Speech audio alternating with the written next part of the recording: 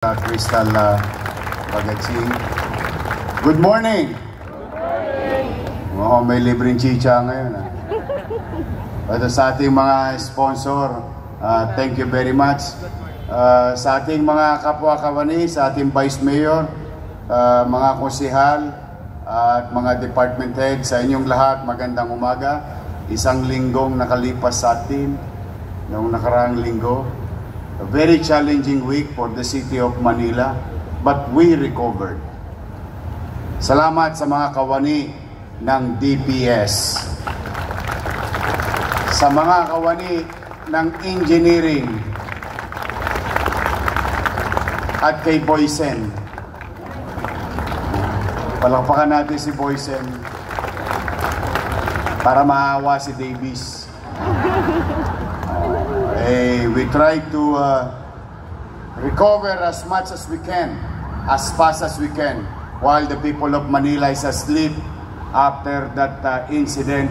Your co-employees working 10 p.m.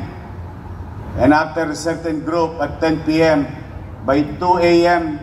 here comes another group of employees until from 3 a.m. until 12 noon, just to bring back certain level of maliwalas ang ating lungsod. You know, tourism month in a few hours will end, as like what Crystal Pagatsing said.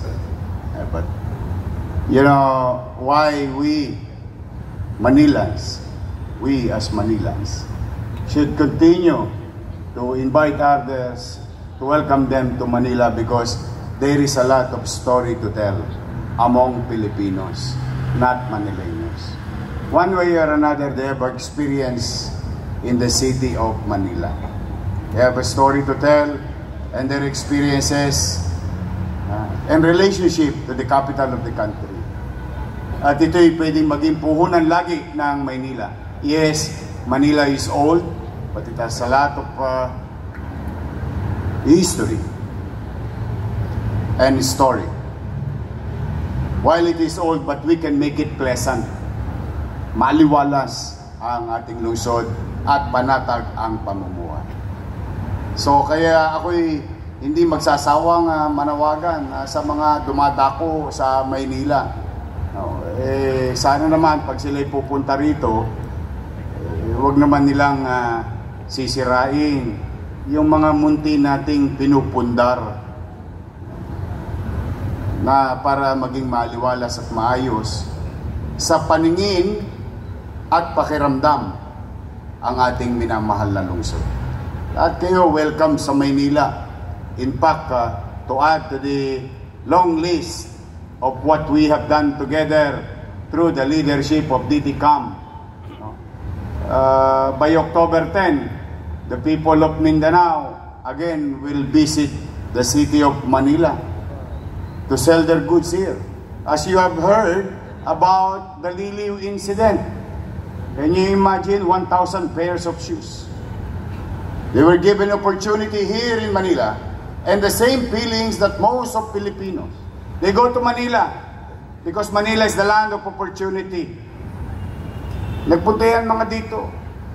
Nanay ko from Samar, nagbakasakali sa Maynila, nauwing kasambahay sa isang pamilyang abogado sa distrikto. Tatay ko from Antique, pumunta ng Maynila. I think everyone has a story to tell that ang Maynila ay nagbibigay ng pagkakataon kanino man, sino man, taga Maynila man o hindi. Last night, we have given opportunity to Barangay 409, a silent street full of activities, selling their goods, practicing their skills and talent.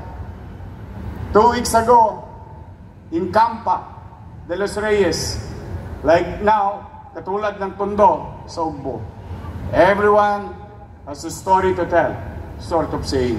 Kaya sa inyong lahat na naparito, ano na tayo, in a matter of few hours, October na. Diba, 2 days, no? 2 days na lang, October na. Di himig Pasko na. Ang tanong, may pamasko ba kayo?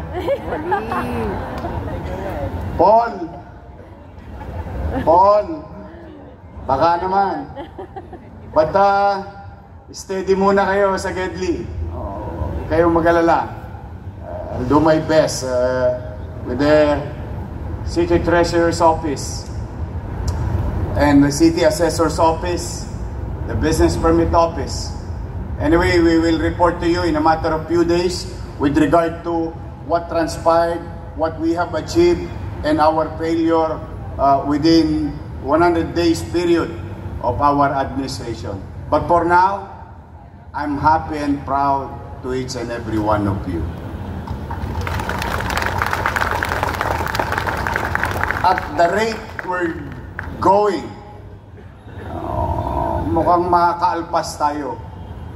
Kaya uulitin ko, tuwing Lunes, buong kababaang loob, ako'y nakikisuyo sa inyo na pagbutihan ninyo ang inyong mga kanya-kanyang obligasyon sa City Hall at sa mamamayan.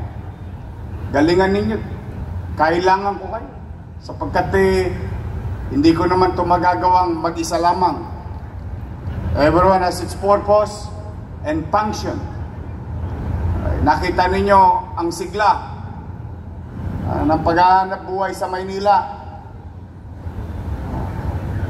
Konting linis lang, konting kuskus lang, kumikinang na muli ang Maynila.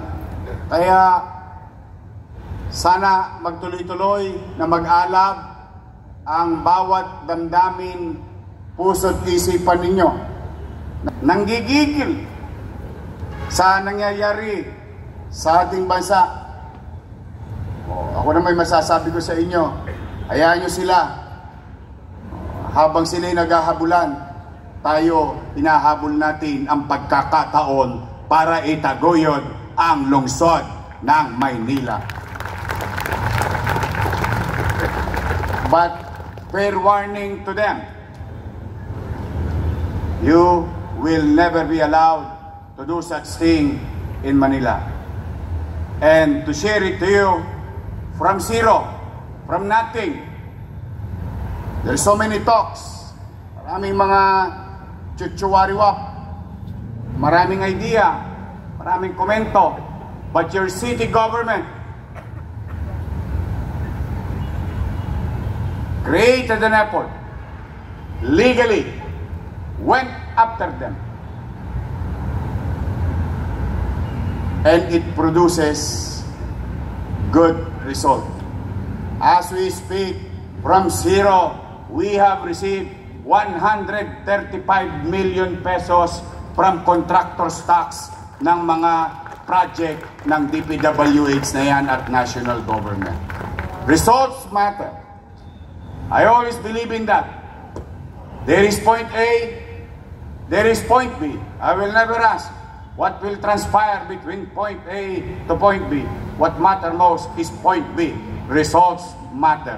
And that kind of money that we kailangan natin ay sa naman naming sisinupin na matugunan ang pang-araw-araw nating tustusin sa ating pagpapatakbo bilang pamahalaan at the same time pag-deliver ng mga kakailanganin ng ating mamamayan. Kaya tuloy-tuloy lang tayo. Malapit na 13 month. Malapit na Christmas bonus. Madami kami kinukwenta ni Paul no. Balita ko meron pa daw yung medical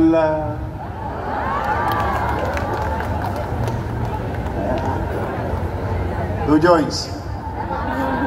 Steady lang kayo sa Gedli. Chill lang kayo.